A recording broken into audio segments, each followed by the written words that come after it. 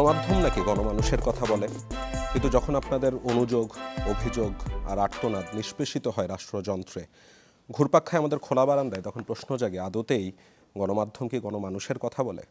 এমন ভাবনা থেকে আমরা শুনতে চাই আপনাদের কথা, খুঁজতে চাই সমাধানের পথ। এবং সেই ভাবনা থেকেই চ্যানেল 24-এর বিশেষ আয়োজন ZSRM প্রেজেন্টস মিট দ্য পিপলে আপনাদের সবাইকে স্বাগত জানাচ্ছি। আমি জান্নাতুন নাইম। আজকে আমরা কথা বলবো জুলাই বিপ্লবের পরবর্তী সময়ে বাংলাদেশের রাজনীতিতে কতটা পরিবর্তন হলো সেই বিষয়টি নিয়ে কথা বলতে আমাদের সাথে স্টুডিওতে রয়েছেন ব্যারিস্টার রুমিন ফারহানা, সাবেক সংসদ সদস্য, আইনজীবী, সুপ্রিম কোর্ট, এবং আরও রয়েছেন ডক্টর জাহিদুর রহমান, রাজনৈতিক বিশ্লেষক। ব্যারিস্টার রুমিন ফারহানা এবং ডক্টর জাহিদুর রহমান, আপনাদের দুজনকেই স্বাগত। এবং দর্শক, আমাদের সাথে আজকে আমন্ত্রিত অতিথি হিসেবে স্টুডিওতে রয়েছেন বিভিন্ন বিশ্ববিদ্যালয়ের শিক্ষার্থীরা, আপনাদের সবাইকেও স্বাগত। ব্যারিস্টার রুমিন ফারহানা, আপনাকে দিয়ে আলোচনাটা শুরু করতে যাচ্ছিলাম। আপনারা যখন 31 দফা দিলেন 2023 সাল, তখন এরপর 24-এর গণ অভ্যুত্থান হলো, মানুষের আকাঙ্ক্ষার পারতটা একেবারে আসমান ছিল। সে 31 দফা কি মানুষের এরপরে যে আকাঙ্ক্ষার পরিবর্তন তাকে এখনো পূরণে সক্ষম, নাকি আপনাদের 31 দফায় কোনো পরিবর্তন আনবার চিন্তা ভাবনা আপনারা করছেন? আপনাকে অসংখ্য ধন্যবাদ। দেখুন, আমাদের 31 দফা দেবার পরে যে গণ অভ্যুত্থান এবং সেই পরবর্তী মানুষের আশার যে পারদ, সেই পারদটা একেবারে নেমে যেতে কিন্তু খুব বেশি সময় লাগেনি। আমরা যখন নতুন প্রজন্মর যারা লিড দিয়েছে গণ অভ্যুত্থানকে, তাদের নানান রকম কার্যকলাপ একটার পর একটা আমাদের সামনে আসা শুরু করলো, সঙ্গে সঙ্গে কিন্তু আমরা ধীরে ধীরে বুঝতে শুরু করলাম যে যেই নতুন বন্দোবস্ত, নতুন রাজনীতি, নতুন সমাজ, নতুন মানুষ, নতুন নেতা, এই স্লোগানগুলো দিয়ে যারা তাদের যাত্রা শুরু করেছে, তারা 8 মাসের মধ্যে 400 কোটি টাকার মালিক হয়ে গেল, কিংবা রূপায়ণ টাওয়ারের মতন একটা এক্সপেন্সিভ জায়গায় without any knowing source of income তাদের অফিস তৈরি হয়ে গেল। শুভাকাঙ্ক্ষীরা তাদের ডোনেট করছেন বলে তারা দাবি করছে, কিন্তু সেই শুভাকাঙ্ক্ষীদের তালিকা আমরা জানতে পারলাম না। ঠিক যেমন গত 54 বছরে আমরা আসলে কোনো রাজনৈতিক দলের শুভাকাঙ্ক্ষীদেরই তেমন করে জানতে পারিনি, বিএনপিরও জানা যায়নি কারোরই। আমি ঠিক এটাই বলছি, কারো নাম স্পেসিফাই করার দরকার নেই। 54 বছরে আমরা কারোর জানতে পারি নাই, কিন্তু যেই দলটি পরিবর্তনের ইউএসপি নিয়ে যাত্রা শুরু করেছে, সেই দলটির কাছ থেকে তো আরো অনেক বেশি স্বচ্ছতা, ট্রান্সপারেন্সি বাংলাদেশের মানুষ আশা করেছিল। সো আপনি যদি অভ্যুত্থান পরবর্তী আশা এবং স্বপ্নের কথা বলেন, সেটি আসলে ঠিক যে জায়গাটিতে অগস্ট মাসে ছিল, সেই জায়গাটিতে আজকে মে মাসের মাঝামাঝি দাঁড়িয়ে সেই জায়গাটি আর সেই জায়গাটিতে নেই। কিন্তু বিএনপি যে পরিবর্তনের ডাক দিয়েছে, সেটা কিন্তু 2023-এ নয়, 2016 সালে, ভিশন 2030। এবং আজকে যেই প্রধানমন্ত্রী এবং রাষ্ট্রপতি ক্ষমতার ভারসাম্য, প্রধানমন্ত্রীর ক্ষমতার চেক অ্যান্ড ব্যালেন্স, প্রধানমন্ত্রীর সাথে মন্ত্রী পরিষদ এবং রাষ্ট্রপতির ক্ষমতার মধ্যে একটা ব্যালেন্স নিয়ে আসা, জুডিশিয়ারির ইন্ডিপেন্ডেন্স, আমাদের সেপারেশন অফ পাওয়ার, নির্বাহী, আইন এবং বিচার বিভাগকে একেবারে স্বতন্ত্র হিসেবে দেখা, বাংলাদেশে যে বিভাজনের রাজনীতি সেখান থেকে বেরিয়ে এসে একটা রেইনবো নেশন তৈরি করা, এবং যেই রাজনৈতিক দলগুলো হয়তো ক্ষমতার রাজনীতিতে বা বলতে গেলে ভোটের রাজনীতিতে অসাধারণ পারফর্ম হয়তো নাও করতে পারে, কিন্তু তারা আদর্শিকভাবে গত 15 বছর স্বৈরাচারের বিরুদ্ধে ছিল, আদর্শিকভাবে তারা ভোটের জন্য লড়াই করেছে, তারা বিচার বহির্ভূত হত্যা, গুমের বিরুদ্ধে দাঁড়িয়েছে, এবং তাদের নেতাকর্মীরাও সাফার করেছে। তাদের সকলকে মিলে একটা নতুন বাংলাদেশ গড়ার কথা 2016 সালে দেশনেত্রী বেগম খালেদা জিয়া বলেছিলেন। সো পরিবর্তন বা সংস্কারের কথা যেটা এখন অনেক বেশি আলোচনা হচ্ছে, সেটা সর্বপ্রথম বাংলাদেশে 2016 সালে বিএনপি দিয়েছে। আপনি যেই কথাটা বলছিলেন যে বিএনপি ক্ষমতার ভারসাম্য আনার কথা বলছে, আমি দেখলাম আপনারা সংসদ নেতা, দলীয় প্রধান এবং প্রধানমন্ত্রী তিনটে একই পদেই রাখবার সুপারিশ করেছেন। আমি যখন আপনাদের 5ম দফা পড়ছিলাম, যেটি আমাকে সবচেয়ে বেশি টেনেছিল, যে 2বারের বেশি প্রধানমন্ত্রী হতে পারবে না, এখন আবার আপনারা বলছেন না, একবার গ্যাপ দিয়ে আবার হতে পারবে। তো পরিবর্তনকে আসলে বিএনপি চাচ্ছে? আমরা বলেছিলাম পরপর 2বারের। হ্যাঁ, না, ওই যে গ্যাপটা রয়ে গেছে। এখন আমি তো সাধারণ মানুষ, আমি ভেবেছি তিনি তো আর কখনোই হবেন না। আচ্ছা, ধরুন বিএনপি অসাধারণ পারফর্ম করছে, ধরুন বিএনপি মানুষের ভোটে বারবার ক্ষমতায় আসছে, আমি একটা হাইপোথেটিক্যাল সিনারিও দিচ্ছি, বিএনপি অসাধারণ পারফর্ম করছে, বিএনপি বারবার মানুষের ভোটে ক্ষমতায় আসছে, বিএনপি দল হিসেবে এটা কি তার অধিকার নয় যে তার প্রধানমন্ত্রী কে হবে সেটা দলীয়ভাবে সেই ঠিক করবে, তাই না? সো এই দিকটা যদি আপনি চিন্তা করেন এবং বিশ্বের অন্যান্য দেশের দিকেও যদি আপনি তাকান, কোন দল, যে দলটা জয়ী হয়, তার কোন প্রার্থীকে বা তার কোন নেতাকে তিনি তার সামনে রাখবেন, প্রধানমন্ত্রী করবেন, সেটা তো আসলে সেই দলটির অভ্যন্তরীণ সিদ্ধান্ত। সো সেই হিসেবে দেখতে গেলে আপনাকে একটা বিষয় লক্ষ্য রাখতে হবে, ভোটটা ঠিক মতো হচ্ছে কিনা, সিস্টেমটা রান করছে কিনা, ভোটের মধ্যে কোনো রকম কোনো কারচুপি হচ্ছে কিনা। যদি মানুষ ভোট দিতে পারে, আপনি বিশ্বাস করেন মানুষের রায় কখনো ভুল হয় না। বিএনপি যদি পারফর্ম ভালো না করে, ডেলিভার করতে না পারে, মানুষ কিন্তু অটোমেটিক্যালি অন্য কোনো দিকে ঝুঁকবে, অন্য কোনো দলের দিকে ঝুঁকবে। তখন কিন্তু বিএনপি এমনিতেও আর পরপর 2 বার বলেন, পরপর 3 বার বলেন, আসতে পারবে না ক্ষমতায়। সো প্রধানমন্ত্রী হওয়ারও প্রশ্ন নাই। সো এক ব্যক্তিকে বারবার প্রধানমন্ত্রী হতে হলে তার পারফরমেন্সও কিন্তু আউটস্ট্যান্ডিং হতে হবে, যদি না আপনি রাতের ভোট আমির নির্বাচন করে ক্ষমতায় থাকতে চান। আপনার একটা মূল্যায়ন জানতে চাচ্ছিলাম, যেই ভোটের মাধ্যমে আওয়ামী লীগ সর্বপ্রথম ক্ষমতায় এসেছিল, সর্বশেষ যে তত্ত্বাবধায়ক সরকারের ভোট, সেটাকে বিএনপি ভালো বলছে না খারাপ বলছে? আপনি কি 2008-এর নির্বাচনের কথা বলছেন? 2008-এর নির্বাচন একটি জাতীয় এবং আন্তর্জাতিক ষড়যন্ত্র ছিল। দেখুন, 1/11-এর সময়ে বাংলাদেশে একটা বিরাজনীতিকরণের প্রক্রিয়া শুরু হয়, -2 ফর্মুলা শুরু হয়, এবং সেই সময়ে ভারতের যিনি কংগ্রেস নেতা ছিলেন প্রণব মুখার্জি, আপনারা যদি তার বইটা পড়েন, the other side of the mountain, আপনি খুব পরিষ্কার ওখানে মানে বলে দেওয়া আছে যে ওই সময়ে ভারতের পক্ষে হাসিনাকে বেছে নেওয়া ছাড়া আর কোনো উপায় ছিল না। এবং ওই সময়ে যারা 1/11-এর কুশীলব আমরা যাদেরকে বলি, তাদের সঙ্গে এক ধরনের নেগোসিয়েশনের মধ্যে যাওয়া, তাদেরকে কোনো না কোনোভাবে আশ্বস্ত করা যে যদি আওয়ামী লীগ পাওয়ারে আসে তাদের কারো ব্যাপারে কোনো রকম শাস্তিমূলক ব্যবস্থা নেওয়া হবে না। এবং 8-এর নির্বাচনের পর তো আমরা দেখেছি Sheikh Hasina, she was very, তার মানে তত্ত্বাবধায়ক সরকারের আন্ডারে আসলে ভালো নির্বাচন হয় না, এটা প্রমাণিত। আমি একটু শেষ করি। She was very strong about 1/11, কিন্তু ওই সময়ে যারা 1/11-এ ভূমিকা পালন করেছে তাদের কারো বিরুদ্ধে তিনি ব্যবস্থা নেননি। হ্যাঁ, তত্ত্বাবধায়ক সরকারের অধীনে ভালো নির্বাচন হয় কি হয় না, এটার উত্তর হচ্ছে মোটা দাগে, শব্দটা হচ্ছে অ্যাবসলিউটলি পারফেক্ট, 100% পারফেক্ট কোনো নির্বাচন বাংলাদেশে হয় নাই, কখনোই হয় নাই। বাট মোটা দাগে একটা বেটার নির্বাচন, যেটা আপনাকে 14, 18 বা 24-এর মতন অদ্ভুত নির্বাচন দিবে না, সেই দিক থেকে তত্ত্বাবধায়ক ইজ আ বেটার সলিউশন। আমরা এই প্রসঙ্গটা আসবো। আমি একটু ডক্টর জাহিদুর রহমান আপনার কাছে চলে যেতে যাচ্ছিলাম। আপনার একটা লেখা পড়ছিলাম আমি 4 এপ্রিল প্রথম আলোতে, সংস্কার কিংবা স্টেফ ব্যালট পেপার হওয়ার স্বপ্ন, এবং সেখানে আপনি দেখেছেন শেখ হাসিনার পতন ও পালিয়ে যাওয়ার আনন্দ উচ্ছ্বাস এখনও শেষ হয়নি নিশ্চয়ই, কিন্তু প্রতিটি দিন যায় আর কমে আসে আনন্দ উচ্ছ্বাসের তীব্রতা, যেটা ব্যারিস্টার রুমিনও বলছিলেন। তার মানে আমাদের নতুন বন্দোবস্তের স্বপ্ন যতদিন যাচ্ছে ফিকে হয়ে যাচ্ছে, রাজনীতিতে পরিবর্তন কিছুই আসছে না। বন্দোবস্তের স্বপ্ন ফিকে হচ্ছে তা না, ওটা যতদিনের মধ্যে হওয়ার কথা মনে করছিলাম সেটা ফিকে হয়ে আসছে, এবং এটা ফিকে হওয়া স্বাস্থ্যকর। আমাদের তরুণ বন্ধুরা আছেন, মানে বলা হয় একটা বিয়ে তখন সাকসেসফুল হতে শুরু করে যখন বিয়ের প্রতি প্রত্যাশাগুলো কমে যায়। প্রথম অনেক প্রত্যাশা থাকে এবং সেটার সাথে তুলনা করতে করতে আমরা আনহ্যাপি হয়ে উঠি। ওটা যেদিন কমে যায় তখন থেকে আস্তে আস্তে আসলে রিয়াল বিজনেস শুরু হয় এবং একটা কাপল সফল হতে শুরু করে। সেইভাবে আমি তুলনা করে বলছি, আমরা অপ্রয়োজনীয়ভাবে যখন প্রত্যাশা করি, ধরুন এই আমরা বাংলাদেশি মানুষই তো, এর চেয়ে অনেক বড় বিষয় ছিল না মুক্তিযুদ্ধ? আমাদের যে তরুণরা লড়াই করেছেন তার চেয়ে 1000 লক্ষ গুণ বেশি ঝুঁকি নিয়ে অস্ত্র হাতে একটা ট্রেন্ড মিলিটারির বিরুদ্ধে আমাদের মুক্তিযোদ্ধারা যুদ্ধ করেছেন। যুদ্ধের পর সেই মুক্তিযোদ্ধাদের অনেকেই নানান রকম লুটপাটে জড়িয়ে পড়েননি, অবৈধ কাজ দখলদারি করেননি অস্ত্র হাতে, তখন তো হাতে অস্ত্র ছিল, রীতিমতো খানাতার সিনেমা বানিয়েছেন, আবার তোরা মানুষ হ বানিয়েছেন।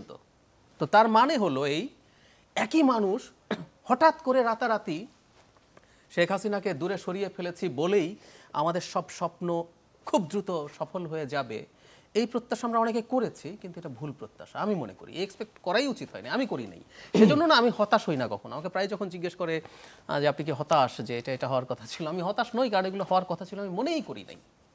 একটা জিনিস খুব ইম্পর্টেন্ট, দীর্ঘদিন থেকে সমাজে যদি একটা নেগেটিভিটি চলতেও থাকে, সেখানে অনিবার্যভাবেই এটা সংস্কৃতিতে পরিণত হয়। এটা একটা মেজর প্রবলেম। চায়না কি করেছে, মাও জেদংয়ের সময় সে একবার তার পুরো উৎপাদন ব্যবস্থাটাকে চেঞ্জ করার জন্য গ্রেটলি ফরওয়ার্ড করলো, ফেল করলো। তারপরে অন্য তত্ত্ব আছে যে তিনি তার গ্রিপ তৈরি করার জন্য কালচারাল রেভলিউশন, রীতিমতো একটা রেভলিউশন করে কালচার পাল্টানোর চেষ্টা করেছেন। কে কে এখানে বুর্জোয়া কালচারে আছে, ওকে ধরো, ওকে মারো, ওকে খুন করো, স্কুলের বাচ্চাদেরকে লেলিয়ে দিয়েছেন, মানুষকে পিটিয়েছে, হত্যা করেছে, সুইসাইড করিয়েছে। ওটা করা যায় নাই। শেষ পর্যন্ত যেটা হলো, দেং জিয়াওপিং আসলো, এসে উনি মোটা দাগে আসলে একটা ক্যাপিটালিস্ট যে সিস্টেম, অর্থনীতি এবং অন্যান্য ক্ষেত্রে ঢুকে পড়লেন। তো যে কথাটা বলছিলাম, ঘাট ধরে এগুলো করা যায় না। সো আমাদের এই যে মানে স্বৈরতন্ত্র, আমাদের যে দুর্নীতি, আমাদের যে সুশাসনের অভাব, এগুলো আমাদের সংস্কারে পরিণত হয়েছে, ইজন্ট ইট? আমাদের যারা মুভমেন্ট করলেন তাদের বিসিএস এর চয়েস কি ছিল? চোখ বন্ধ করে যদি বলেন, আমি বিসিএস এর পরীক্ষা নেই, ভাইভা পরীক্ষা নেই মাঝে মাঝে, সো চয়েসগুলো আমার দেখার অভ্যাস আছে। এখানেও যারা বিসিএস দেবেন আমি চোখ বন্ধ করে বলে দিতে পারি, ওরা প্রায় সবাই 1 নম্বর দেবে প্রশাসন, 2 নম্বর পুলিশ, 2-1 আগে পুলিশ, তারপর প্রশাসন, এই তো পাল্টাপাল্টি। এবং আমি এমন ক্যান্ডিডেট দেখি যাদের অলরেডি একটা চাকরি হয়েছে কৃষি বিভাগে, যে এগ্রিকালচারিস্ট, শিক্ষায়, কিন্তু আবার পরীক্ষা দিচ্ছে প্রশাসক হইতে চাই। আচ্ছা, শেখ হাসিনার সময় কোটার জন্য যারা নেমেছিল তারা যদি বেস্ট রেজাল্ট করতো, ম্যাজিস্ট্রেট হতো, এএসপি হতো, ও কি পারপাস সার্ভ করতো, কার পারপাস সার্ভ করতো? গভর্নমেন্ট গিয়েছিল হাসিনা। সো হাসিনার গদি টিকিয়ে রাখার ম্যাজিস্ট্রেট এবং এএসপি হতে চেয়েছিল, এই তো ছিল ব্যাপারটা। তার মানে হলো আমাদের কালচারের মধ্যে ঢুকে গেছে, এটা যেমনই হোক না কেন আমার ওই জায়গাটায় যেতে হবে, এবং আমরা মেনে নিচ্ছি। তো সো যে কালচারটা এবং আমাদের অভ্যুত্থানে যারা লিড করছেন তারাই যদি সেরকম হয়ে থাকেন, আমরা অন্য মানুষরা খুব ভিন্ন হয়ে গেছি সেটা আমি মনে করি না। একটা জিনিস আমি সবসময়, যেটা আমার আশার জায়গা ছিল, যে শেখ হাসিনাকে সরাতে হবে, সরানো গেছে, এবং আমি খুব বিশ্বাস করি আমরা যদি একটা ক্রেডিবল ইলেকশন 4 বার করতে পারি, আমার একটা তত্ত্ব আছে, যদি বেঁচে থাকি, যদি 4টা ফেয়ার অ্যাকসেপ্টেবল ইলেকশন করতে পারি, 20 বছর পর বাংলাদেশ উইল বি ডিফারেন্ট। এটা হতেই হবে। এর মধ্যে এই যে সংস্কারের যত আলাপ আপনি করলেন, এসব নিয়ে আপনার কিছু ব্যক্তিগত ক্ষোভ আছে। আমি যেভাবে চাই, যেমন ধরুন আপার হাউস বিএনপি যেভাবে চায়, আমার কাছে এটা অর্থহীন মনে হয়।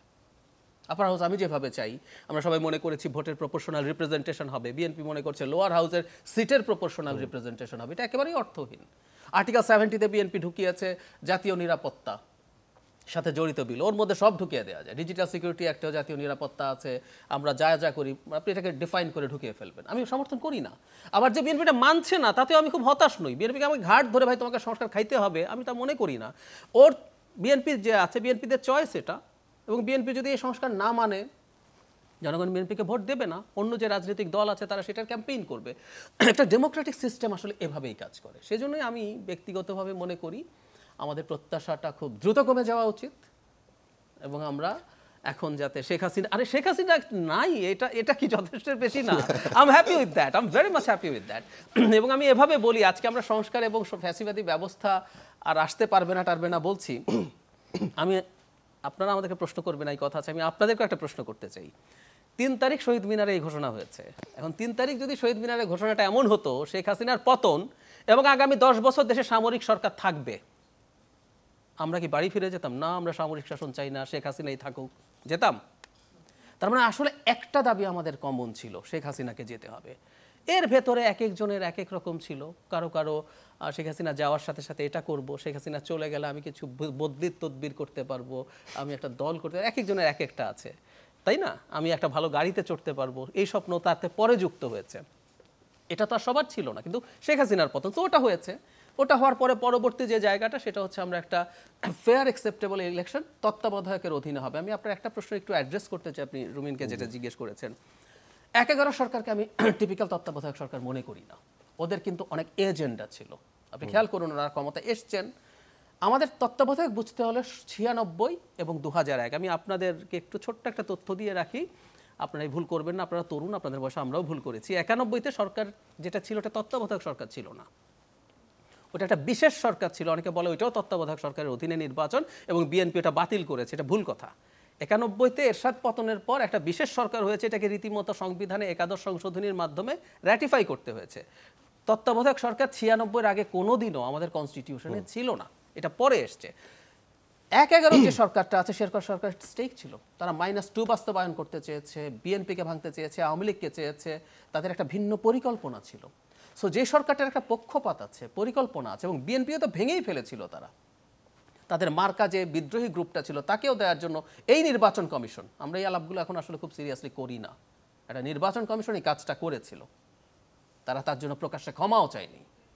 তো সেইটা যখন করেছে, সেই তত্ত্বাবধায়কের অধীনে নির্বাচন প্রশ্নবিদ্ধ হতে পারে। সেই কারণে আমি আমাদের আগের দুটো নির্বাচন 1 এবং 96 সাথে তুলনা করি না। তারপর 8-এর নির্বাচন মোটা দাগে খুব খারাপ ছিল, আমি সবার সেটাও মনে বুঝেছি। আমি একটু তরুণদের কাছ থেকে প্রশ্ন নিয়ে আসতে যাচ্ছিলাম, কে কে করতে যাচ্ছেন। আমি ওখান থেকে একটা নিয়ে আসি, আপনি একটু করুন, আপনার নাম পরিচয়টি দিয়ে কার কাছে করছেন সেটি বলুন। আসসালামু আলাইকুম, আমার নাম মোহাম্মদ আসিম হোসেন, আমি পড়াশোনা করছি ঢাকা বিশ্ববিদ্যালয়ের অর্থনীতি বিভাগে। আমার প্রশ্নটা ব্যারিস্টার রুমিন ফারহানার কাছে। আমি ওনার একটা ব্যাপারে মতামত জানতে চাচ্ছিলাম যে বর্তমান রাজনৈতিক আমরা যেটা মানে সিনারিওটা দেখি, সেখানে তরুণদের অংশগ্রহণটা আসলে কীরকম, যে তরুণরা হয়তো নিজেরা কিছু করতে চায়, তো সেটা করার জন্য তাদেরকে বৃহত্তর কোনো রাজনৈতিক দলের সাথে যুক্ত হতে হয়, একদম গ্রাউন্ড লেভেল থেকে কর্মী হিসেবে নিযুক্ত হতে হয়। পরবর্তীতে যদি দেখা যায় সে 5-10 বছর যদি এই আনুগত্য দিয়ে সেই দলটাকে সার্ভ করে, তো পরবর্তীতে সে হয়তো যদি খুব বেশি লিঙ্ক আপ না থাকে, সে একটা সাধারণ কর্মী হিসেবে হয়তো নিপীড়িত হয় অথবা কোটি টাকার মালিক বনে যায়। তো আমাদের মূলধারা রাজনৈতিক দলগুলোর সমস্যার মধ্যে একটা সমস্যা হচ্ছে পরিবারতন্ত্র যেটা থাকে, যে নেতা যে থাকে সে তার সন্তানদেরকে হয়তো বিদেশে পড়াশোনা করতে পাঠায়। সেই নেতা তার এলাকার যে নিম্ন মধ্যবিত্ত বা খুবই মানে করুণ অবস্থায় যে কর্মীরা আছে তাদেরকে সাথে নিয়ে হয়তো মানে রাজনৈতিক ফাইটটা দেয়। পরবর্তীতে যখন সময় আসে, সেই নেতা রিটায়ার করে বিদেশ থেকে তার সন্তানদেরকে ডাকে, তারা সেই নেতার জায়গা দখল করে। যেই কর্মী যার একটা অভিলাষ ছিল যে সে রাজনীতিতে অংশগ্রহণ করতে চায়, নিজের স্ট্যান্ডটা বানাতে চায়, তার অবস্থার কোনো পরিবর্তন হয় না। তো মূলধারা রাজনৈতিক দলগুলার মানে রোলটা কিরকম হওয়া উচিত এই সমস্যাটা সমাধান করার জন্য? Thank you. আচ্ছা, আপাতত একটা প্রশ্নই নেই, আপা যদি বলতে। তোমার নামটা কি বলছিলে? আমার নাম মোহাম্মদ আসিম হোসেন। আচ্ছা আসিম, দেখো আমি আমাকে দিয়ে তোমাকে উদাহরণ দেই। আমি পলিটিক্যাল ফ্যামিলি থেকে এসেছি, কিন্তু আমার বাবা জীবনে কোনোদিন বিএনপির রাজনীতির সঙ্গে যুক্ত ছিলেন না। তিনি তার নিজের রাজনৈতিক দল পরিচালনা করেছেন। কিন্তু এই দলটিতে আমি এসেছি, আমি এই দলটিকে গত 15 বছর ধরে রিলেন্টলেসলি সার্ভিস দিয়ে গেছি, এবং আজকে এই দলের রিপ্রেজেন্টেটিভ হয়েই কিন্তু আমি তোমাদের সামনে এসে বসেছি। আমাকে 2018 নির্বাচনের পরে একটা মাত্র সংরক্ষিত নারী আসন ছিল। আমার জন্য আমার বাবার লবিংও ছিল না, আমার ভাইয়ের লবিংও ছিল না, আমার কোনো আত্মীয়র লবিংও ছিল না, কিন্তু দল কিন্তু আমাকে চুজ করেছে এবং আমি সেটার প্রতিদান দেওয়ার জন্য শতভাগ চেষ্টা করেছি। সো কি হয়েছে, আমি আমার কাজের মধ্যে দিয়ে এমন একটা অবস্থা তৈরি করেছি যে দলের আসলে আর কোনো উপায় নাই, দলকে চুজ করতে হবে যদি বেটার সার্ভিস চায়। সো তোমাদেরকেও আমি রিকোয়েস্ট করব, প্রত্যেকে যার যার অবস্থা, তুমি ঢাকা বিশ্ববিদ্যালয় অর্থনীতির মতন একটা বিষয়ে পড়াশোনা করছো, সো তোমার জন্য এটা অনেক সহজ। তুমি এমন একটা অবস্থা তৈরি করো যাতে দলগুলো তোমাকে ডেকে নেয়। ডেকে যে মানুষকে নেয় না তা কিন্তু না, দলগুলো ডেকেও নেয়।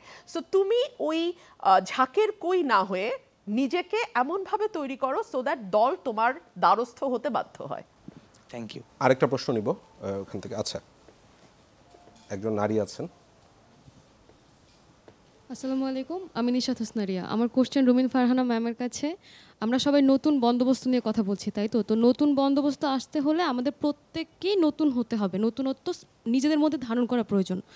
তো ছাত্রদলের কেন্দ্রীয় সভাপতি থেকে বক্তব্য এসেছে যে হচ্ছে এই 24-এর যে গণ অভ্যুত্থান, এটা টোটালটা বিএনপির অবদান, এখানে সাধারণ ছাত্র জনতা বা জামাতের কোনো অবদান নেই। তো এই কথার প্রেক্ষিতে বিএনপির কেন্দ্র থেকে কিন্তু এখনও কোনো কথা আসেনি, বা উনি ওনার কথা উইথড্র করেনি, সাধারণ জনগণের উদ্দেশ্যে ক্ষমাও চায়নি। তাহলে আমরা কি ধরে নিব যে বিএনপি এখানে নীরব সমর্থন দিচ্ছে ওনাকে? এবং যেই একটা ইতিহাস এখনও 1 বছরও হইল না, সেই ইতিহাসটা হচ্ছে বিএনপি বিকৃতি করার চেষ্টা করছে কিনা।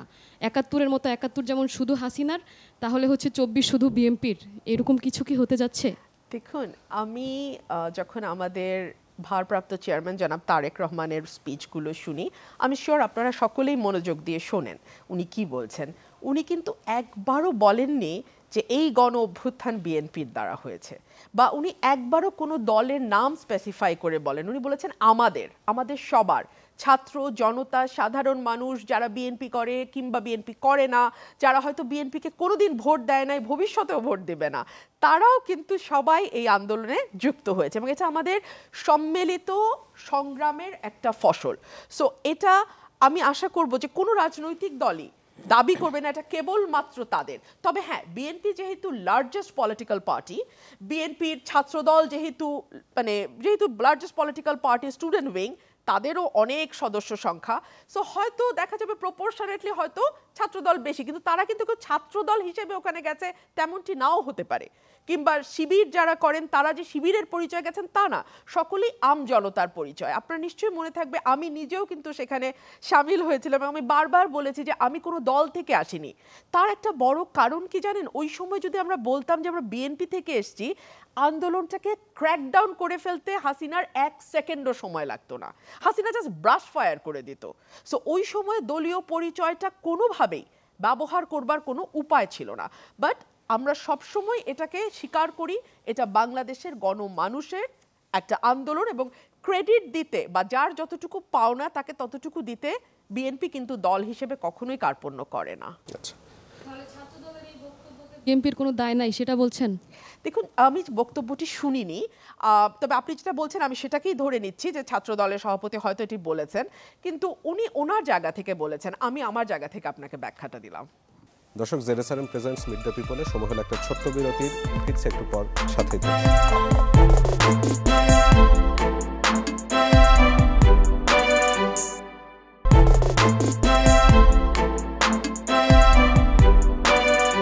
দর্শক, জেরুসালেম প্রেজেন্টস মিট দ্য পিপলে বিরতির পর আবার আপনাদেরকে স্বাগত জানাচ্ছি। আমরা কথা বলছিলাম জুলাই আগস্ট গণঅভ্যুত্থানের পরে বাংলাদেশের রাজনীতিতে কতটা পরিবর্তন এলো। আমাদের সাথে স্টুডিওতে রয়েছেন ব্যারিস্টার রুমিন ফারহানা, সাবেক সংসদ সদস্য এবং আইনজীবী সুপ্রিম কোর্ট, এবং আরও রয়েছেন ডক্টর জাহিদুর রহমান, রাজনৈতিক বিশ্লেষক, এবং আমাদের সাথে স্টুডিওতে রয়েছেন বিভিন্ন বিশ্ববিদ্যালয় থেকে আগত তরুণ প্রজন্মের প্রতিনিধিরা। ডক্টর জাহিদ, আপনাকে দিয়ে আলোচনাটা বিরতির পর শুরু করতে যাচ্ছিলাম। বিএনপি বারবার নির্বাচনের কথা বলছে এবং বিএনপি তো আসলে বহু বছর ধরে এই সুষ্ঠু নির্বাচনের দাবি এটাই মূলত রেখেছিল।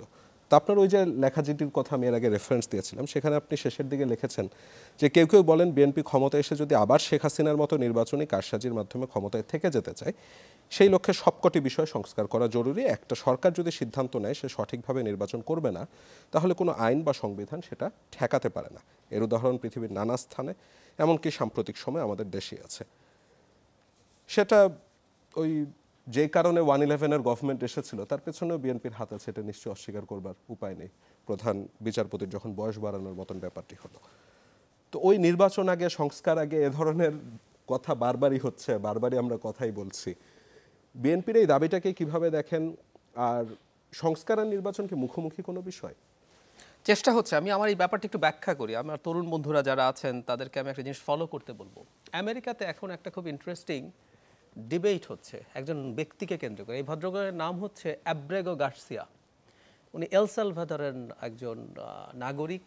উনি আমেরিকায় থাকতেন, বৈধভাবেই ছিলেন। ট্রাম্প তাকে ঘাট ধরে জোর করে পাঠিয়ে দিয়েছেন এল সালভাদরে। তো এই ভদ্রলোক যাওয়ার সময় মামলা করে যান এবং উনি লোয়ার কোর্টে যেতেন, এবং এরপর সুপ্রিম কোর্টেও ওনার পক্ষে রায় হয়েছে যে, এবং রায়টাতে সুপ্রিম কোর্ট বলছে the government should facilitate, Abrego গার্সিয়াকে নিয়ে আসার ক্ষেত্রে গভর্নমেন্টকে ফ্যাসিলিটেট করতে হবে। তো ট্রাম্প এই ফ্যাসিলিটেট করেছেন। উনি এল সালভাদরের প্রেসিডেন্টকে বলেছে যে ওকে এখানে পাঠানোই যাবে না, সে তো ফ্যাসিলিটেট করা দূরে থাকুক। এখন এইটুকু দেশ, আমরা অনেকে এই দেশের নামও জানি না, ওই প্রেসিডেন্টের ঘাড়ে কয়টা মাথা। এখন একটা দেশের সুপ্রিম কোর্ট, আমেরিকার সুপ্রিম কোর্টের ওপরে তো কিছু নাই, সে নাগরিকের স্বার্থের পক্ষে রায়ও দিল, ট্রাম্প শুনছে না। সমাধান কি? তো আমেরিকাকে আমি দেখলাম যে একজন মানে কনস্টিটিউশনের প্রফেসর খুব ফান করে বলছেন টকশোতে, আমাদের এখন সুপ্রিম কোর্টের একটা সেনাবাহিনী এবং পুলিশ লাগবে। মানে কেউ যদি সুপ্রিম কোর্টের রায় না মানে, বা সুপ্রিম কোর্ট তার সেনাবাহিনী পাঠিয়ে সেটা বাস্তবায়ন করাবে, তাই কি সমাধান? তার মানে আমরা যেটা বলতে যাচ্ছি, একটা দেশের স্ট্রাকচার আছে, সংস্কার হয়ে মানে অন্যগুলো ফাংশন করে, ট্রাম্প শুনবে না। এবং আরেকটা ডিবেট আছে, এটা আমেরিকায় খুঁজবেন। আমেরিকা তো কনস্টিটিউশনালি কেউ 2বারের বেশি প্রেসিডেন্ট। আমরা যে 2বারের বেশি হওয়া যাবে না, আমরা মূলত তো আসলে এটা ওয়েস্টমিনিস্টার সিস্টেমে নাই। যেসব দেশের প্রধানমন্ত্রী আছে ভারতের আরতে দেখবেন এটা নাই, ওখান থেকে শিখেছি। ট্রাম্প তো 3rd টার্ম ইলেকশন করতে চায়, সে 3rd টার্ম ইলেকশন করতে চায়। এসব নিয়ে যখন জিজ্ঞেস করা হয়েছে, ট্রাম্পকে জিজ্ঞেস করা হচ্ছে, আপনি যে এইগুলো বলছেন এগুলো তো কনস্টিটিউশনের বাইরে, আপনার তো কনস্টিটিউশন আপহোল্ড করার কথা ছিল। এটাও পাবেন, এই রিসেন্টলি খুব আলোচনা হচ্ছে, সিএনএনে ঢুকলেই পাবেন। উনি বলছে I don't know, that was his answer. CNN এরপর করছে কি, ওনার ওথ টেকিংটা দেখাচ্ছে, যেখানে উনি ওথ নিচ্ছেন যে উনি এই সংবিধান রক্ষা করবেন বলে শপথ নিয়ে প্রেসিডেন্ট হয়েছেন। এখন উনি বলছেন উনি জানেন না সংবিধান রক্ষা করার কথা তার আছে কি না। So this are the debates. এবং এরকম একটা পৃথিবীতে দাঁড়িয়ে সামহাউ আমরা মনে করছি দারুণভাবে একটা কনস্টিটিউশন লিখে ফেললাম, অনেকগুলো আইন টাইন লিখে ফেললাম, দেশের পর স্বর্গরাজ্য হয়ে যাবে গণতন্ত্রের। এগুলো খুব ভুল চিন্তা। আমি একেবারেই বলছি না, মানে এই কথাগুলো আমার জন্য বলা খুব রিস্কিও, কারণ আমি নিজে একটা সংস্কার কমিশনের সদস্য ছিলাম। আমার চেয়ারম্যান প্রায়ই আমাকে বকা দিতেন যে তুমি ভুলে যাও কেন যে আমি নির্বাচন ব্যবস্থা সংস্কার কমিশনের সদস্য ছিলাম, যে তুমি নিজে এসব বলছো। এগুলো লাগবে না তা বলছি না, কিন্তু এগুলো লিখে টিখে কিছু কখনো করা যায় না। একদম ক্লিয়ার কেউ যদি এটা হয়, সত্যিকার অর্থে আমি মনে করি কোনো একদিন যদি বিএনপির কথা বলছি ক্ষমতায় এসে আবার শেখ হাসিনা হতে চায়, আমাদেরকে আবার রাস্তায় নামতে হবে। আর কোনো রকম কোনো সেফগার্ড সিরিয়াসলি থাকবে না। বাংলাদেশে তো অনেক প্রবলেম আছে। বাংলাদেশে কোনো আইনে কি লেখা ছিল রাতের বেলা ব্যালট পেপারে সিল মারা যাবে? বাট ইট হ্যাপেন্ড, এবং এর বিরুদ্ধে কিছু হয়ও নাই। আমাদের কোর্ট ছিল, কোর্টে গেলেও কি আমরা মনে করি বিচার পাওয়া যাবে? কারণ কোর্টটাকে উনি ওনার মতো করে ফর্ম করে ফেলেছেন। কোথায় লেখা আছে যে রাতের বেলা তুলে সুবে সাদেকের সময় অস্ত্র উদ্ধারে নিয়ে যাবে, ওখানে ওত পেতে থাকা সন্ত্রাসীরা এসে গুলি করে মানুষ মারবে? আছে কোথাও? But it happened. বিএনপির সময় হয়েছে, আওয়ামী লীগের সময় হয়েছে। সো এগুলো সেফগার্ড না। সেফগার্ড কে আসলে ডেমোক্রেসির? জনগণ। জনগণ সোশ্যাল মিডিয়াতে কথা বলবে, জনগণ রাস্তায় নামবে প্রয়োজনে। এবং আমি আপনাদেরকে আরেকটা উদাহরণ দিই বাইরের। এই যে নেতানিয়াহু গাজায় এইরকম অ্যাটাক করলেন, প্রধান কারণ কিন্তু আমরা অনেকে ভুলে যাই, এবং উনি ক্রমাগত এই যুদ্ধটা টেনে নিয়ে যাচ্ছেন কেন? কারণ নেতানিয়াহু খুব বড় ঝামেলায় পড়েছিল, একটা আন্দোলনে পড়েছিল। আন্দোলনটা কি? উনি ইসরায়েলের যে বিচারক আছে সুপ্রিম কোর্টের, ভারত আর ইসরায়েলের সিস্টেম কিন্তু একই, এটাকে কলেজিয়াম সিস্টেম বলে। মানে বিচারকরা নিজেরা একটা পুল ঠিক করে, প্যানেল ঠিক করে, সেখান থেকে যে কয়জনকে নেবে সরকার সেটা নেবে। ইসরায়েলের সেই নিয়ম। নেতানিয়াহু সেটা তার নিজের হাতে নিয়ে আসতে চেয়েছিল। তখনই লাখ লাখ মানুষ রাস্তায় নেমেছে, আপনি দেখবেন মানুষ নেমেছে, এবং এটা তার পার্লামেন্ট আছে, সে তো আইন বানাতেই পারে, কিন্তু মানুষ মনে করেছে এটা তার গণতন্ত্রের জন্য হুমকি হবে, মানুষকে রাস্তায় নেমেছে। সো আমি ব্যক্তিগতভাবে মনে করি মানে এটা আসলে ঠেকানো যাবে না। I am sorry to say, with due respect, আমি যে কারোর সাথে এই ডিবেট করতে পারি এবং এই ডিবেট করছি আমি ফর এ লং পিরিয়ড। এবং আমার একটা প্রিয় এক্সাম্পল আছে, আমি আপনাদেরকে দেই। আমি আইনের মানুষ না, কিন্তু আমার আইন এবং বিশেষ করে কনস্টিটিউশন আমার খুব গুরুত্বপূর্ণ আগ্রহের জায়গা। তো আমি চেষ্টা করেছি, এবং কনস্টিটিউশন নিয়ে পড়তে পড়তে আমি একটা বইতে রেফারেন্স পেলাম, যেটা কনস্টিটিউশনাল মানে কম্পারেটিভ কনস্টিটিউশন নিয়ে বইটা। ওর মধ্যে যেটা জানলাম পৃথিবীর শ্রেষ্ঠতম কনস্টিটিউশন, ডেমোক্রেটিক কনস্টিটিউশন হচ্ছে সাউথ আফ্রিকার কনস্টিটিউশন। আমি পড়লাম ওটা। যেমন একটা উদাহরণ দিই, সাউথ আফ্রিকাতে অবিশ্বাস্য সব কমিশন কনস্টিটিউশনে আছে। যেমন পুলিশ এই যে আপনাকে আমাকে যদি টর্চার করে, আপনি মামলা করলে তদন্ত কে করবে? পুলিশ করবে। এটা কি হওয়া উচিত? পুলিশের বিরুদ্ধে তদন্ত করবে? এটা হয় না। সো আমরা দীর্ঘদিন থেকে বলছি, আমি নিজেও এটা নিয়ে লিখেছি, যে পুলিশের বিরুদ্ধে যদি অভিযোগ আসে সেই তদন্ত পুলিশ করবে না, একটা স্বাধীন সংস্থা থাকবে সেটা করবে। এই কনসেপ্ট পৃথিবীতে প্রথম কনস্টিটিউশনে এনেছে সাউথ আফ্রিকা। সাউথ আফ্রিকাতে দুর্দান্ত সব কমিশনস আছে, আমাদের যেমন নির্বাচন কমিশনের মতো স্বাধীন কমিশন। আচ্ছা, এর পরের প্রশ্নটা হলো, সাউথ আফ্রিকা কি পৃথিবীর সবচেয়ে গণতান্ত্রিক দেশ? নো। তো আপনি লিখেছেন তো এত ফুল প্রুফ, এত চমৎকার একটা কনস্টিটিউশন। আর ওই যে বললাম, সব কিছুর পর ট্রাম্পের মতো কেউ যদি বলে আমি সুপ্রিম কোর্টের কথা শুনবো না, এভাবে চিন্তা করেন তো। ধরুন বাংলাদেশে সুপ্রিম কোর্ট যদি একটা রায়ও দেয়, কোনো প্রধানমন্ত্রী যদি বলে আমি শুনবো না, এবং তার ফোর্সেস, কোনো ফোর্সকে তো কেউ কিছু বলতে পারে না। উনি কাউকে ডেকে পাঠালেন, ধরেন উনি পুলিশ প্রধানকে ডাকলেন যে তুমি এটা শুনছো না কেন, তোমার সরকার, আমি পুলিশকে বলছি তুমি এটা করো। উনি গেলেন না, তো সুপ্রিম কোর্ট কি করবে? ওই সেই পুরনো কথা, ওনার একটা পুলিশ ফোর্স থাকবে, অভিজ্ঞতা আছে, ওনারও একটা পুলিশ ফোর্স থাকতে হবে, উনি ওই পুলিশ ফোর্স দিয়ে এবার এই পুলিশ ফোর্সকে ধরবে। সো আমি সবচেয়ে বড় সেফগার্ড মনে করি, এবং কেন এই কথাগুলো বারবার বলি, আমরা এই যে স্ট্রাকচারাল পরিবর্তন, বিশেষ করে ডকুমেন্টের পরিবর্তন নিয়ে আলাপ করতে করতে আমরা জনগণকে সচেতন করতে পারছি না। আমি জনগণের মধ্যে কিন্তু এই বোধ ঢুকে গেছে, এটাকে আমি অ্যালার্মিং মনে করি, যে কোনো রকমে একটা ভালো কনস্টিটিউশন, কোনো রকমে কিছু ভালো আইন লিখে ফেলতে পারলে আমাদের গণতন্ত্র নিশ্চিত হবে। একেবারেই ভুল ধারণা। লিখতেও হবে, কিন্তু লিখে এটা গ্যারান্টি দেওয়া যায় না, বরং আমাদের সবসময় শোরগোল করতে হবে, চেঁচামেচি করতে হবে। এটাই হলো ফারহানা একটা ব্যক্তিগত এক্সাম্পলের কথা বলতে যাচ্ছি। যে কথাটা জাহিদ ভাই বলছিলেন, যে যদি সরকার ঠিক করে যে সে সুপ্রিম কোর্টের কথা শুনবে না, তাহলে আসলে কি করা যাবে? এটার একটা মানে আমার জীবনে এরকম ঘটনা ঘটেছে। একজন শেখ হাসিনার আমলের একজন ডিসি বলছেন, তাকে এসে তার অফিসাররা বোধহয় বলছিল যে স্যার এই ব্যাপারে একটা সুপ্রিম কোর্টের নির্দেশনা আছে। উনি বলছেন এরকম সুপ্রিম কোর্টের অর্ডার আমার ড্রয়ারে থাকে, এবং উনি লিটারেলি কাগজটা নিলেন ওনার অফিসারের কাছ থেকে, এবং ওটা উনি ড্রয়ার খুলে ড্রয়ারে রেখে ড্রয়ারটা বন্ধ করে বললেন যাও, এইসব অর্ডার বহুত থাকে আমাদের ড্রয়ারে।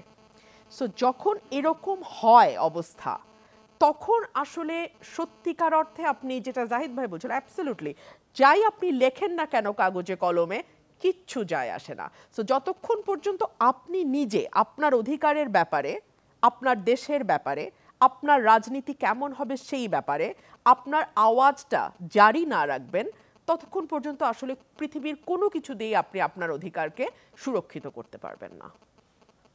তার মানে কি ব্যারিস্টার রুমিন ফারহানা বারবার এমন হবে আর আমরা পথে নামবো? না, হয় কি একটা সময়ে গিয়ে না ইনস্টিটিউশনগুলো মোটামুটি ভালো পারফর্ম করতে শুরু করে। যদি একটা নির্বাচিত সরকার আপনি এনশিওর করতে পারেন, নির্বাচিত সরকার এনশিওর করা মানেই কিন্তু আপনি জবাবদিহিতার জায়গাটা এনশিওর করছেন। হাসিনার সবচেয়ে বড় সমস্যার জায়গা কি ছিল? হাসিনা ছিল ওয়ান ম্যান শো। হাসিনা যা বলবে সেইভাবে নির্বাহী চলবে, সেইভাবে বিচার বিভাগ চলবে, সেইভাবে পার্লামেন্ট চলবে। কিন্তু এরকম তো আসলে হওয়ার কথা ছিল না, এবং হাসিনা ওই জায়গায় যেতে পেরেছিল বিকজ হাসিনা তার সামনে আর কোনো প্রতিদ্বন্দ্বিতাপূর্ণ নির্বাচন দেখে নাই। সে দেখেছে এই নির্বাচনটা আমি আমার দলকে দিয়েই করে ফেলবো, ওই নির্বাচনটা আমি সকাল হওয়ার আগেই শেষ করে ফেলবো, আরেকটা নির্বাচনের আগে আমি বিরোধী দলকে এমনভাবে শোয়ায় দিব যে বিরোধী দল নির্বাচনে অংশগ্রহণের অবস্থাতেই থাকবে না।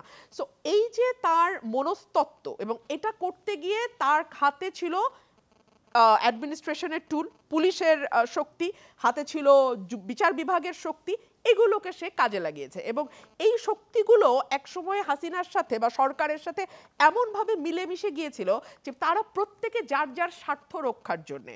ফর এক্সাম্পল, বেনজির চিন্তা করেছে হাসিনা থাকলে আমি ইচ্ছা মতো একরের পর একর অন্যের জমি দখল করতে পারবো, আমি গুম করে মানুষকে শেষ করে দিতে পারবো, আমি বিচার বহির্ভূতভাবে হত্যা করতে পারবো, আমার কোনো জব দিতে হবে না। জুডিশিয়ারি মনে করেছে আমরা তো ছাত্রলীগ থেকেই এসছি, সুতরাং আমাদের একমাত্র লয়্যালটি থাকবে ছাত্রলীগ হিসেবে শেখ হাসিনার প্রতি। সুতরাং বিচার কি হলো? বিচার সত্যিকার অর্থেই জাস্টিস প্রতিষ্ঠা করতে পারলো কিনা, আইন কি বলছে, সেগুলোর দিকে তাদের কোনো মনোযোগ ছিল না। সো এই যে সবকিছু মিলেমিশে এক বিন্দুতে চলে আসা, এটা সম্ভব হয়েছে শুধুমাত্র এবং শুধুমাত্র বাংলাদেশে সুষ্ঠু নির্বাচনটা হাসিনা শেষ করে দিতে পেরেছিল। আমরা এবার কিছু প্রশ্ন নিয়ে আসি ওখান থেকে একজনের। আমি দুটো প্রশ্ন নিব, আপনারটাও নিব। আমার নাম সালেক কায়সার শান্ত, আমি ঢাকা কলেজে চতুর্থ বর্ষে সমাজবিজ্ঞান বিভাগ নিয়ে পড়াশোনা করতেছি। আমার প্রশ্নটা ডক্টর জাহিদুর রহমানের কাছে। জুলাই অভ্যুত্থানের মতো এরকম একটা সেন্সিটিভ ইস্যু নিয়ে একটা দল গঠন করা হয়েছে, সেখানে স্বাভাবিকভাবেই নানা ধরনের শ্রেণী পেশার মানুষের সাথে তরুণদের একটা মানে আস্থার জায়গা ছিল। তো আমরা দেখতে পেলাম যে গুটি কয়েক মাস পরেই তরুণদের একটা আস্থা তাদের প্রতি নষ্ট হয়ে গেছে। যেই জুলাই অভ্যুত্থানে তরুণরাই সবচেয়ে এগিয়ে গিয়েছে, গুলির সামনে তাদের বুক উজাড় করে দিয়েছে। আবার সেই জুলাই অভ্যুত্থানকে কেন্দ্র করে দল গঠন করার পর তাদের প্রতি তরুণদের আস্থাটাই সবার আগে নিঃশেষ হয়ে গিয়েছে। আবার ঠিক উল্টোটা আমরা যদি দেখি, জুলাই পরবর্তীতে বিভিন্ন বড় বড় দলগুলোর প্রতি নানা রকম সমালোচনা তেড়ে এসেছে বা তারা ফেস করেছে, সেখানে আবার দেখি আমরা যে তাদের বিভিন্ন রকম পলিটিক্যাল অ্যাক্টিভিটিতে তরুণদের উপস্থিতিটাই অনেক বেশি। মানে এটা আসলে কেন হচ্ছে? জি, ধন্যবাদ। আমি যদি আরেকটা প্রশ্ন নিয়ে আসি একটু, আপনার প্রশ্নটা। আসসালামু আলাইকুম, আমি মোহাম্মদ শাহরের হোসেন সাগর। আমার যে প্রশ্নটা ছিল যে সেটা হচ্ছে যে 5 তারিখ পরবর্তী সময় আর পূর্ববর্তী যে সময়টা ছিল, আমাদের এই বয়সী যারা ছিলাম কিংবা আমাদের থেকে একটু সিনিয়র বা জুনিয়র, এদের সবারই একটা আকাঙ্ক্ষা ছিল যে দেশে আইনের শাসন প্রতিষ্ঠা হোক, অন্যায় অবিচার যেগুলো হচ্ছে, ইফটিজিং, খুন ধর্ষণ, যেগুলো হচ্ছে সেগুলো যেন কমে যায়। এরই পরিপ্রেক্ষিতে 5 তারিখে আমরা যে গণবিস্ফোরণ দেখছি সেটা থেকেই হাসিনার এই দেশ থেকে পালাইতে হয়েছে।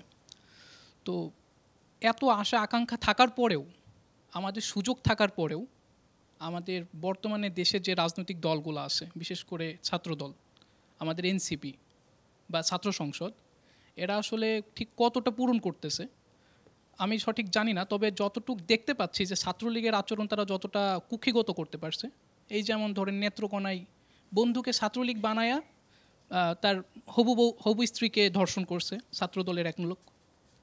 এরপরে গিয়ে সরকারি যত গাছপালা আছে রাস্তার পাশের, সেগুলো একদম কেটে পরিবেশ বান্ধব কাজ করতেছে। পুকুর, সরকারি পুকুর, জমি জায়গা যা ছিল সব দখল হচ্ছে। তো আমাদের কথা হচ্ছে যে এতগুলা মানুষ মরল, আমি নিজেও একজন আহত ব্যক্তি। 18 তারিখে আমি পিলেট বিদ্ধ ছিলাম, এখন পর্যন্ত 10টা পিলেট মাথার ভিতর নিয়ে ঘুরি। তো আমি এগুলো যখন ভাবি তখন আসলে মাথার কাজ করে না যে আসলে কাদের জন্য রক্ত দিলাম। যারা আমার সহযোদ্ধা ছিল তারাই আজকে ঠিক এই কাজগুলো করতেছে যেগুলো ছাত্রলীগ করে গেছে। আসলে আমরা কার দিকে তাকায়া দেশের জন্য ভাববো, কাকে সাথে নিয়ে কাজ করবো, বুঝেছি। এটাই আমার প্রশ্ন। আপনি আপা ওনার প্রশ্নের উত্তরটা দেন, আমি একটু জাহিদ ভাইকে দিয়ে শুরু করে আসি, উনি যে প্রশ্নটি করেছিলেন। হ্যাঁ, আমি আচ্ছা, উনি বলার পর আমি এই ব্যাপারটা একটু অ্যাড্রেস করতে চাই। আমি আগে আপনারটা করি। মানে ছাত্ররা রাজনৈতিক দল করেছেন, ছাত্রদের অনেক সাড়া কেন না, কেন তরুণরা এত যাচ্ছেন না? আচ্ছা, একটা জিনিস হচ্ছে মানে আমাদের ইলিউশন বলে একটা শব্দ, মানে একটা জিনিস ঘটেছে সেটাকে আবার আমরা অন্যভাবে দেখছি। এই শব্দটা নিশ্চয়ই আপনারা জানেন। মানে আমাদের মেডিকেলের বইতে লেখা আছে এরকম, কোনো একদিন এক ডাক্তার যদি হঠাৎ তার স্টেথোস্কোপটা ধরে মনে হয় সাপ ধরে ফেলছি, সো দিস ইজ ইলিউশন। এখন স্টুডেন্টদের একটা ইলিউশন ছিল, এটা তাদের নিজেদের ছিল, বাইরেরও ছিল। ধরুন ওই সময় যখন ওনারা ডাক দিচ্ছেন, লাখ লাখ মানুষ নেমে আসছে, তাদের এই ইলিউশন তৈরি হয়েছে, আরে এরা তো আমার লোক, আমার ডাকে এসছে। It's wrong. তার প্রমাণ দেখবেন যখন 6 জন টপদেরকে ডিসি হারুন তার ভাতের হোটেলে নিয়ে গেলেন, তারা আটকে গেলেন, মানুষ কি চলে গিয়েছিল? হঠাৎ করে আরেকজন চলে আসলেন, একদম ভয়ের মধ্যে কাঁপা কাঁপা ভঙ্গিতে কথা বললেন, মানুষ ওর পেছনেই দাঁড়িয়ে গেল। তার মানেটা আসলে কি? তার মানেটা হচ্ছে মানুষ বিভিন্ন জন তার উদ্দেশ্যে শেখ হাসিনার পতন চেয়েছে, তাই তো? সুতরাং ছাত্ররা বা আমরা কেউ কেউ মনে করেছি এরা ছাত্রদের ডাকে এসছে। এটা একেবারে ভুল। তারা সামনে ছিলেন এবং এই মুভমেন্ট, আমি দীর্ঘদিন লেখালেখি করেছি একটা ইস্যুতে এবং আমি ভবিষ্যৎ বক্তা হিসাবে নিজকে ক্লেইম করতে পারি। এর আগে 3-4 বছর তিউনিসিয়ার বেন আলীর পতনকে ইন্ডিকেট করে আমি বহুবার বলেছি বাংলাদেশে ঠিক এরকম একটা ঘটনা ঘটবে। মানুষের ক্ষোভ আছে কোনো একটা সাধারণ ইস্যুতে। বেন আলীর ঘটনায় যে একজন রাস্তার হকার মোহাম্মদ বুয়াজিজি তার জিনিসপত্র নিয়ে গেছে, সে খেপে গায়ে আগুন ধরিয়ে দেয়, সে সাথে সাথে মারাও যায় না, সে 2 সপ্তাহ বেঁচে থাকে, তারপরে মারা যায়, কোনো সমস্যা নাই, ওর ডেড বডি কবর দেওয়ার জন্য নিয়ে যাওয়া হয় তার এলাকায়, ওখানে লোকজন একটু একটু শোরগোল করে, আস্তে আস্তে সে তিউনিসে আসে। এবং বেন আলী যেহেতু স্বৈরশাসক ছিল, 25 বছর সময়, 25 বছর পার করেছে, সবাই তার প্রয়োজনে নেমে গেছে। আমাদেরও ঠিক তাই হবে। কোটা আন্দোলন ঠিক তাই। আমি আরেকটা কথা বলি, আমাকে ফান করে অনেকে বলে আমার কাছে হাতটা দেখাতে আসা উচিত, আমি গণক হিসাবেও ভালো, আমি একটা রেফারেন্স দিই। সেটা হচ্ছে জানুয়ারি 1, 2024 ভয়েস অফ আমেরিকা বাংলা আমার একটা ইন্টারভিউ নিয়েছে, ওইটার হেডলাইন এখনও আছে, খুঁজলে পাবেন। আমাকে জিজ্ঞেস করা ছিল সরকার কতদিন টিকবে, মানে 7 তারিখ তো নির্বাচন ছিল। আমি বলেছি সরকারের আয়ু সর্বোচ্চ 1 বছর।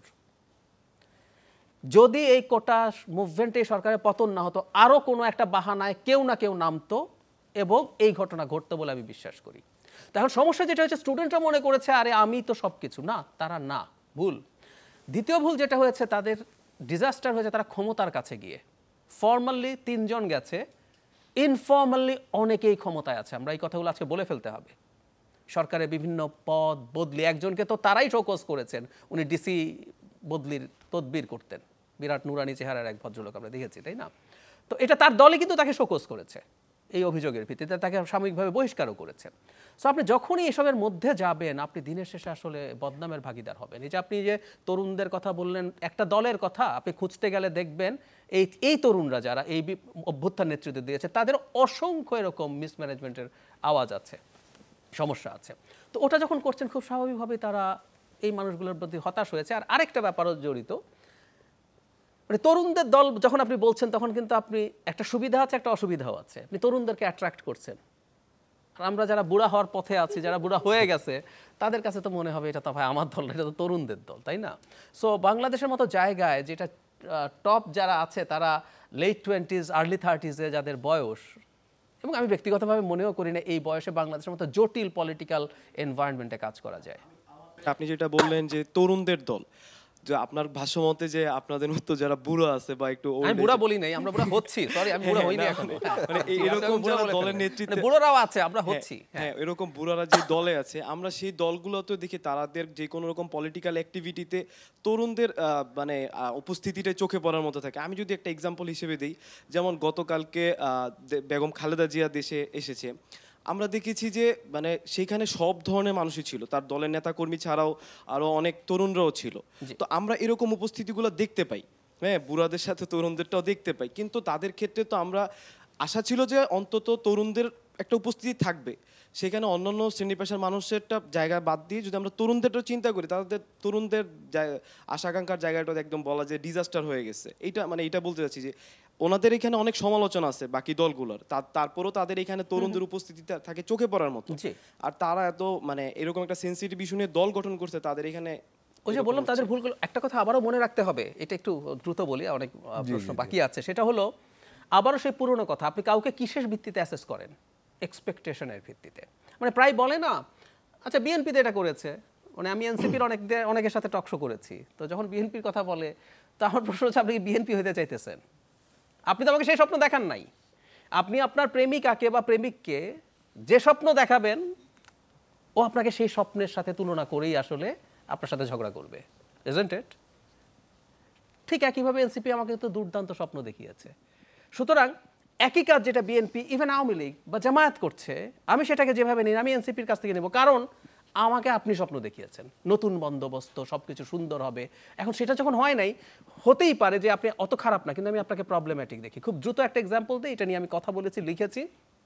অরবিন্দ কেজরিওয়াল এবার দিল্লিতে নির্বাচনে হেরেছে, ওর চাইতে খারাপ পারফর্ম করে বহু রাজ্যে জিতেছে কিন্তু বিজেপির সরকার বা অন্য সরকার। কেজরিওয়াল হারলো কেন? কারণ কেজরিওয়াল বলেছে আমি তোমাকে সুশাসন দেবো, ওর মার্কা ঝাড়ু, আমি সব ঝেঁটিয়ে বিদায় করব। ওর সামান্য জিনিসও মানুষ সিরিয়াসলি নেয়। তুমি করোনার সময় তোমার বাড়িতে মার্বেল লাগাইতেছো ইটালিয়ান, এটা মানুষের ভালো লাগে নাই। তোমার পর্দা সুইচ টিপলে নড়াচড়া করে, তাও করোনার সময় করেছো। ফলে অনেক করাপশন তার ইয়েতে হয়েছে তা না, অনেকের চাইতে ভালো। কিন্তু কেজরিওয়ালকে মানুষ কম্পেয়ার করেছে কেজরিওয়াল কি ছিল সেটার ভিত্তিতে। সেখান থেকে কোথায় এখানে এই সংকটটা। আমরা একটু ব্যারিস্টার রুমিনের কাছে চলে যেতে চাচ্ছিলাম, ওনার প্রশ্নের উত্তরটি। দেখুন, আমাদের দীর্ঘ সময়ের একটা পলিটিক্যাল কালচার আছে, এবং সেই কালচারটা থেকে হঠাৎ একটা অভ্যুত্থানের পরে আমরা হঠাৎ করেই বেরিয়ে যেতে পারবো, এইটা বোধহয় আশা করাটা অনেক বেশি আশা হয়ে যাবে। তবে যেই জায়গাটাতে আমি নিজে পার্থক্য দেখি, সেটা হচ্ছে একটা সময় ছিল আমরা ডিনায়াল মোডে ছিলাম, না এটা হচ্ছে না, এটি ঘটছে না, আমার দলে কোনো লুটপাট হচ্ছে না, আমার দলে কেউ কোনো করাপশন করছে না, আমার দলের নেতাকর্মীরা সবাই ফেরেশতা। এটা কিন্তু এখন আর কেউ বলছে না। এখন একদম টপ থেকে বারবার বলা হচ্ছে, বহিষ্কার করা হচ্ছে। অনেকে বলছেন আচ্ছা বহিষ্কার তো কাগজে কলমে হচ্ছে, তো তার মানে কি আপনি স্বীকার করে নিচ্ছেন। যখন আপনি একটা প্রবলেমকে স্বীকার করবেন, তো সেই মুহূর্ত থেকে কিন্তু প্রবলেমটা আপনি সলভের দিকে এগিয়ে যাবেন। যতদিন পর্যন্ত আপনি ডিনায়াল মোডে আছেন, ততদিন পর্যন্ত আপনি প্রবলেমের আশপাশেও না, এবং আপনি ওটা সলভ করার ন্যূনতম ইচ্ছাও রাখেন না। সো আমি এই পরিবর্তনটা দেখছি, এটা আমার কাছে কিন্তু বড় পরিবর্তন মনে হচ্ছে। দুই হচ্ছে বিএনপির যিনি টপ পারসন জনাব তারেক রহমান, তিনি কিন্তু বারবার তার যে বক্তৃতাগুলো আপনি একটু ফলো করলেই দেখবেন, বিশেষ করে তার নেতাকর্মীদের সামনে যে বক্তৃতাগুলো, সেখানে উনি কিন্তু বারবার সাবধান করছেন তার নেতাকর্মীদেরকে। আমরা কিন্তু অতীতে যে নেতাদের বা বক্তৃতা দেখেছি, তখন কিন্তু আমরা এরকম সাবধান বাণী নিজেদেরকে নিজেরা বলা, এটা কিন্তু আমরা শুনি নাই। ফর দ্য ফার্স্ট টাইম বাংলাদেশে এটা আমরা দেখলাম যে দলের টপ লিডারশিপ নিজে সাবধান করছেন তার কর্মীদেরকে, এবং বারবার বলছেন যে আপনি আপনার এলাকায় জনাব তারেক রহমান, সো আপনি যদি ঠিকভাবে পারফর্ম না করেন, আগামীতে কিন্তু বিএনপি আপনার প্রত্যাশা পূরণ করতে পারবে না, এবং মানুষের রিপ্রেজেন্টেটিভ হয়ে পার্লামেন্টে গিয়ে মেজরিটি নিয়ে সরকার গঠন করতে পারবে না। সো এই যে নেতাকর্মীদের ক্রমাগত সাবধান করা, ব্যবস্থা নেওয়া, দলগতভাবে ব্যবস্থা নেওয়া, এটাও আমার কাছে মনে হচ্ছে একটা বিরাট পজিটিভ চেঞ্জ। আমি আর সর্বোচ্চ দুটো প্রশ্ন নেব না, আপনি করেছেন, আমি ওখান থেকে একটা নিয়ে আসি। খুব সংক্ষেপে প্রশ্ন করবেন, আমরা সর্বোচ্চ 2-3 মিনিট সময় পাবো। আমার ডাক্তার জাহিদুর স্যারের কাছে একটা প্রশ্ন, যে আপনি যেহেতু নির্বাচন কমিশন এসেছিলেন, আমি একটু পরিচয় দিই। আমার নাম মুগ্ধ, আমি আমেরিকান ইন্টারন্যাশনাল ইউনিভার্সিটিতে পড়াশোনা করছি। তো কিছুদিন আগে যখন সংস্কার নিয়ে কাজ চলছিল, তখন দেখেছিলাম একটা অনলাইনে যে 21 বছর বয়স হলে সংসদ সদস্য হওয়ার একটা প্রস্তাবনা ছিল। পাশাপাশি আরেকটা দেখেছিলাম যে উপজেলা নির্বাচনে যারা থাকবে তাদের ন্যূনতম যোগ্যতা হতে হবে মাস্টার্স পাস। আসলে এই 21 বছর বয়সে সংসদ সদস্য হওয়া আর উপজেলাতে কেউ যদি দাঁড়ায় তাকে মাস্টার্স পাস হওয়া, এখানে একটু তারতম্য মনে হয়েছে আমার কাছে। এটা বিষয়ে জানতে চাই। আর আপনার কাছে একটা পরামর্শ, রাজনীতি করলে সমালোচনার শিকার হতে হয়। কিছুদিন আগে একজন ছাত্রদল নেত্রী, উনি সম্ভবত এরকম সমালোচনাগুলো নিতে না পেরে আত্মহত্যার মতন একটা কার্যক্রম চেষ্টা করেছিলেন। তো এই ক্ষেত্রে আপনি তরুণদেরকে যারা নতুন রাজনীতিতে যাচ্ছে তাদেরকে কী পরামর্শ দিবেন বা আমরা কীভাবে পেশেন্সগুলো ধরবো? আরেকটা বিষয় যে বিভিন্ন রাজনৈতিক সংগঠনের সাথে আমরা ছাত্ররা জড়িত, প্রত্যেকটা রাজনৈতিক সংগঠনের ছাত্র উইং আছে, এখানে ছাত্র দলের আছে বা ছাত্র শিবির সব দলেরই আছে। এখন আপনি আমাদেরকে কি পরামর্শ দিবেন? আমরা তো এখন ক্যারিয়ারে একটা স্টার্টিং পর্যায়ে আছি, কেউ ফার্স্ট ইয়ার, কেউ সেকেন্ড ইয়ারে আছি। আমরা কি শুধুমাত্র নেতাদের পিছিয়ে পিছিয়ে ঘুরে বেড়াবো আমাদের ভালো একটা ক্যারিয়ারের জন্য, নাকি এর পাশাপাশি আমরা আমাদের যে ক্যারিয়ারটাতে আছি এটার দিকে আমাদের বেশি মনোযোগী হওয়া দরকার? ধন্যবাদ। আচ্ছা, আপনার পাশে উনি একটা প্রশ্ন করতে চেয়েছেন, ওনারটা আমি সর্বশেষ নেব। আমি রিফতিয়াল জাবেদ, বর্তমানে ঢাকা বিশ্ববিদ্যালয়ে পড়াশোনা করছি। আমার প্রশ্ন রুমিন ফারহান আপার কাছে। গত আগস্ট থেকে মার্চ মাস পর্যন্ত ৭৬ জন নিহত হয়েছে। এর মধ্যে কেবল বিএনপির অভ্যন্তরীণ সহিংসতার কারণে ৫৮ জন নিহত হয়েছে এবং দীর্ঘ সময় ক্ষমতা থেকে দূরে থাকা কিংবা নেতৃত্ব সংকট এগুলোকে বিশ্লেষকরা কারণ হিসেবে বলছেন। তো আমরা যখন দেশ সংস্কারের কথা বলি তখন কি আসলে এই সময়টা নিয়ে বিএনপির নিজেদের একটু সংস্কার করার প্রয়োজন কিনা, কি মনে করছেন আপনি? এটা একটা প্রশ্ন। আরেকটা প্রশ্ন যে আমরা জানি যে তৃণমূল পর্যায়ে আসলে নেতাকর্মীদের অরাজকতা নিয়ন্ত্রণ করা সম্ভব হচ্ছে না। তো আপনারা যখন ক্ষমতায় যাবেন তখন আসলে এটা কিভাবে নিয়ন্ত্রণ করা সম্ভব হবে? আর আমার বাড়ি ব্রাহ্মণবাড়িয়াতে, তো আপনার কাছে আমার আরেকটা প্রশ্ন আপনার কাছে। আমরা যখন নারীরা আসলে রাজনীতিতে আসি, আমি বলবো যে বিশেষত সাইবার বুলিং এবং নারীদের ক্যারেক্টার অ্যাসাসিনেট করার যে ব্যাপারটা, এটা আমরা খুব বেশি পরিলক্ষিত হয়। এবং ব্রাহ্মণবাড়িয়ার মতো একটা এলাকায় সেখানে যদি আমরা নারী নেতৃত্ব নিশ্চিত করতে চাই কিংবা এই বিষয়টা নিয়ে আরো অগ্রগতি দেখতে চাই, তাহলে কোন ধরনের পদক্ষেপ নেওয়া যেতে পারে? আচ্ছা, আমি ব্যারিস্টার রুমিনের কাছ থেকেই শুরু করতে যাচ্ছিলাম। আমি আর কোনো প্রশ্ন নেব না। আমি আজকে একটা ছোট গল্প পড়ছিলাম। ঈগল যখন আকাশে ওড়ে একমাত্র কাকের সাহস হয় ঈগলের পিঠে বসা এবং ঈগলের ঘাড়ে একটু একটু করে ঠোকর দিয়ে ঈগলকে বিরক্ত করা। ঈগল কিন্তু কখনো কাকের সাথে লড়াইতে নামে না, ঈগল উপরে উঠতে থাকে। এত উপরে উঠে যায় ঈগল যে একটা পর্যায়ে কাক আর সেই হাইটে উঠতে পারে না এবং পড়ে যায় নিচে। সো আমার বাবা একটা কথা বলতেন, সেখানে বলতেন উনি যে রাজা যখন বাজারে যায় তখন কুকুর পেছনে অনেক ঘেউ ঘেউ করে। আমি মেয়েদেরকে বলবো এটা থাকবেই, প্রতিটা ঘেউ ঘেউয়ের জবাব যদি তুমি দেওয়া শুরু করো, তুমি কোনোদিন তোমার মঞ্জিলে, তোমার গোলে তুমি পৌঁছাতে পারবে না। So just ignore it. আপনারা 52 সালের ভাষা আন্দোলনে আমরা সামনের কাতারে নারী দেখেছি, মুক্তিযুদ্ধে দেখেছি, আমরা 90-এর গণ অভ্যুত্থানে দেখেছি, 24-এর নারীদেরকে আমরা দেখেছি। এবং আমার যে যুদ্ধ, আমার ব্যক্তি জীবনের যে যুদ্ধ এবং সেই সঙ্গে আমার রাজনৈতিক ফিল্ডের যে যুদ্ধ, তাতে আমার এটা বলতে দুবার চিন্তা করার প্রয়োজন হয় না যে একটা নারী যদি সত্যি তার লক্ষ্যে অটুট থাকে, তার ফোকাসড হয়, কোনো কিছু পৃথিবীর তাকে আটকাতে পারে না। আমি ডক্টর জায়েদকে দিয়ে আলোচনাটা শেষ করতে চাই। আমি একটা প্রশ্ন করেছিলেন, সেটা দুটোর কোনোটাই আমাদের কমিশনের সাজেশন না, আমি আমার একটা অপিনিয়ন দেই। সংবিধান সংস্কার কমিশন এই ধরনের কথা বলেছেন 21 বছর, আমি একেবারে সঠিক মনে করি না। এটা এখন বৈজ্ঞানিক সত্য, মানুষের সাইকোলজিক্যাল ম্যাচুরিটি আসার বয়স, অবশ্য যে কোনো বয়সেই মানুষ ম্যাচিওর থাকতে পারে, কিন্তু সেটা হচ্ছে 25, এটা প্রতিষ্ঠিত সত্য, এটা নিয়ে এখন আর খুব বেশি ডিবেট নাই। সো তার আগে এমপি হওয়া যাবে আমি সমর্থন করি না। আর মাস্টার্স পাস যেটা, সেটা আবার আরেক কমিশন, সেটা হলো স্থানীয় সরকার কমিশন, তারা দিয়েছে। আমাদের কমিশনে এই শিক্ষাগত যোগ্যতার আলাপ এসেছিল, আমি সবার আগে এটা প্রটেস্ট করেছি। আমি কোনোভাবে কোনো একাডেমিক ডিগ্রি, কারো যোগ্যতা, এইসব ক্ষেত্রে ওই মানুষটাকে লিখতে পারতে হবে, পড়তে পারতে হবে, কারণ সংসদ আইন প্রণয়নের কাজ এবং তাকে এগুলো বুঝতে পারতে হবে। এই সংসদে, তার আগের সংসদে, অতীতের সংসদে অনেক পাশ দেওয়া লোক ছিল। আমি চ্যালেঞ্জ দিয়ে বলতে পারি, যেটা আইন প্রণয়নের প্রতিষ্ঠান, তারা আমাদের যে বেসিক বা মাদার ল কনস্টিটিউশন ওটাই পড়ে নাই।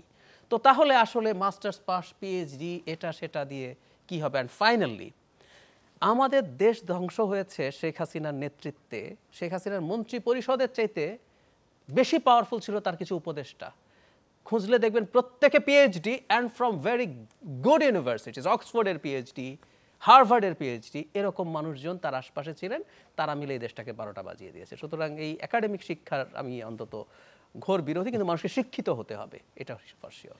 ডক্টর জাহিদুর রহমান এবং ব্যারিস্টার রুমিন ফারহান, আপনাদের দুজনকে অসংখ্য ধন্যবাদ যে আজকে আমাদেরকে এতক্ষণ সময় দিলেন।